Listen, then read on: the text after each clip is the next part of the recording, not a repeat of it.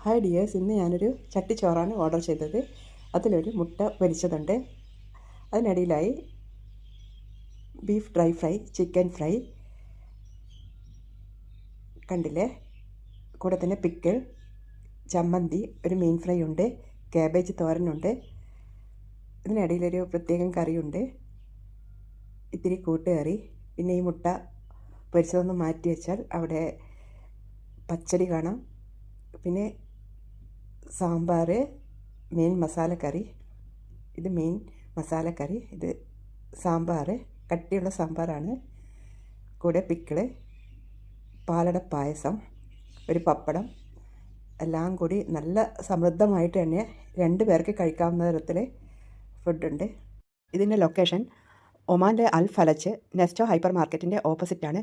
The food studio എന്നാണ് പേര്. ഞാനിവിടെ ഫോൺ നമ്പറും അഡ്രസ്സും കൊടുക്കാം.